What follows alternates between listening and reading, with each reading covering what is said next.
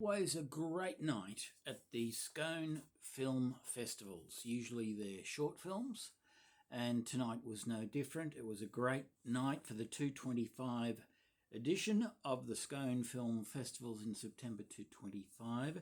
We had a wonderfully catered evening, a full house, and for only $20 we got finger food and tea and coffee afterwards, and we got to have a chat to some of the directors and producers of the short films, and we had these lovely video clips of some of the actors and directors who couldn't make it to SCONE, pronounced scone, not scone, like some of the Melbourneites who I thought they would take the mickey out of us, but they actually did think our little town of 5,000 was pronounced scone.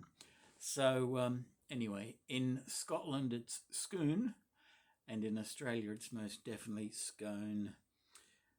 Now then, but when you're eating those delightfully baked pumpkin scones, they're scones.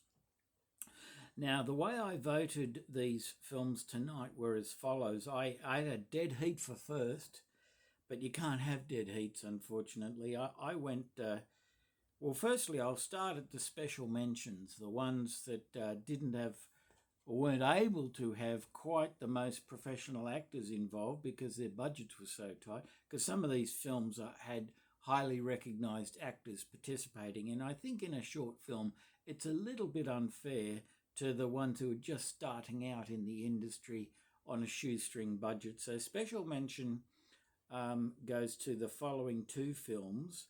One is called Over, which went for 18 minutes, and that's probably why I could only manage to give it 5 out of 10, because it went for 18 minutes, and a short film should only go for about 5 to 9 minutes, in my humble opinion.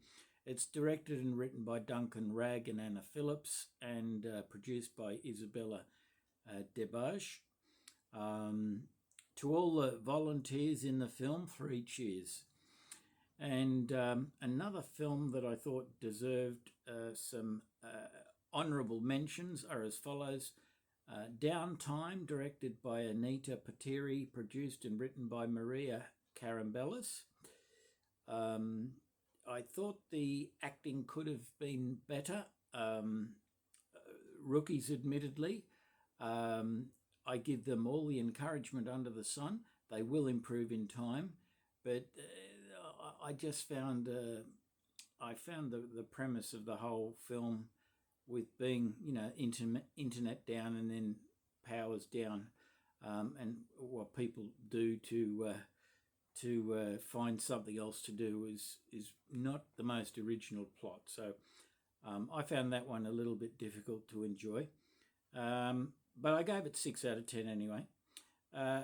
Waiting for the Man, which only went for 5 minutes, I thought what I saw was quite well done, but I thought it was just too short. I would have liked to have seen what happens after the black car comes up and delivers the child, which, that's supposed to be the surprise ending, that they're all getting worked up for a battle, inverted commas, and it's really a custody battle that is what it's supposed to be all about.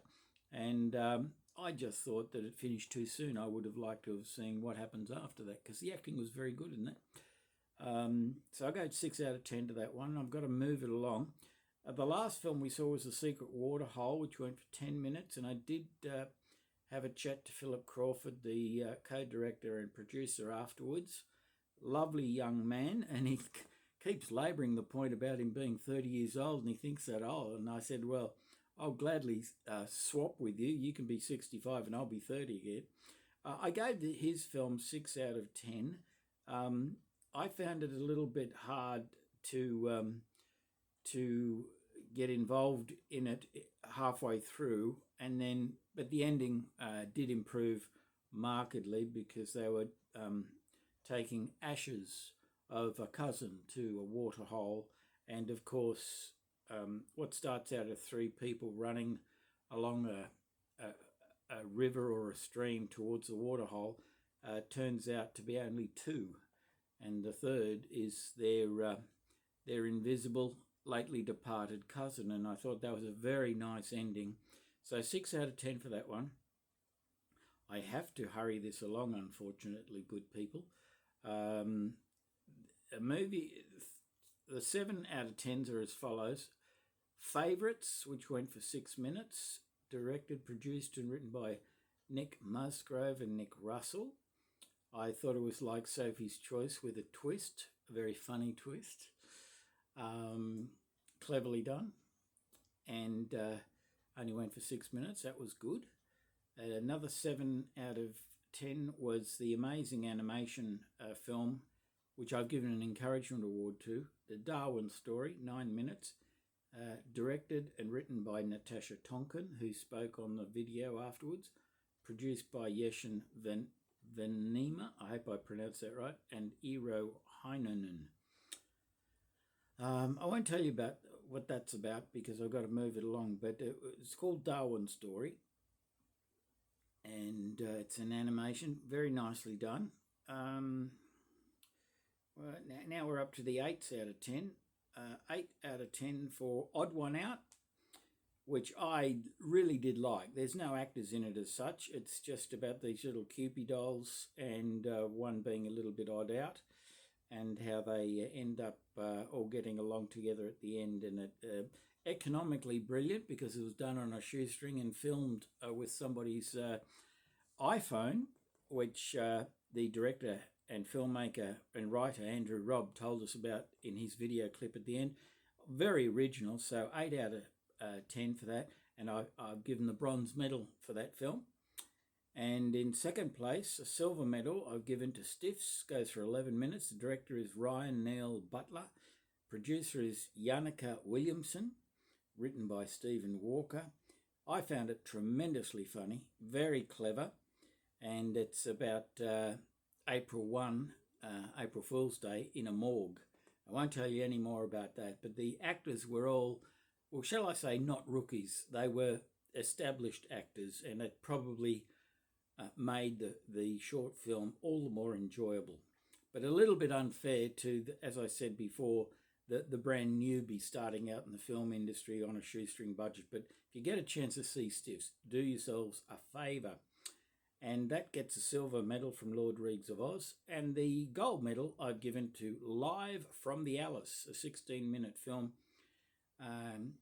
Could it have been a bit shorter? I suppose so, but look, every minute counted, and they really did a great job. You wonder where it's going after the very beginning. It started with a laugh, though, and that was great. Little girl and a microphone. I won't say too much more, but the ending will leave you joyous, and it's directed and written by Damon van der Schoot and Emma Smith. It's produced by Emma Smith. The co-producer was David Priestley and Damon van der Schoot. And I just thought it was remarkable and fun. And I gave it 9 out of 10. And I also gave Stiffs 9 out of 10, but you can't give a dead heat. So the gold medal for the 225 Scone Film Festival, as far as Lord Reags of Oz is concerned, goes to Live from the Alice. Well done, everyone. And well done to Catherine and her husband for putting on the Scone Film Festival every year, obviously with help from sponsors and government grants and what have you, and the local council. I don't have time to go through all the list of all the ones who help free of charge. Oh, I might as well do it if we've got time. Upper Hunter Shire Council chipped in, so did AGL, Hunter Bell, Cheese Cafe, Horseshoe Vineyard. They're the sponsors. All the film producers and directors. Elias Rees, Khalani Harris, Mason Harris, Zane, Condon, Horseshoe Vineyard, Hunter Bell Cheese, 2NM, Power FM Radio, ABC Radio Upper Hunter, ABC Radio Newcastle for publicising it, Hunter River Times, Arts Upper Hunter, Helpers Phil Maguire, Rachel Maguire, Melinda Hale, Roger Boulton, John Barry and Phoebe Wyndham. Thank you, everyone. You did a great job. 10 out of 10 and a gold medal for all of you and all who sponsored the 225 Scone Film Festival. This is Lord Reags of Oz. Follow me on Gab, that's GAB, where free speech reigns supreme. Oh, well, it reigns supreme as Horse Racing Australia. I forgot to tell you, that's my name on gab.com, because I do horse tips for the weekend. Bye for now.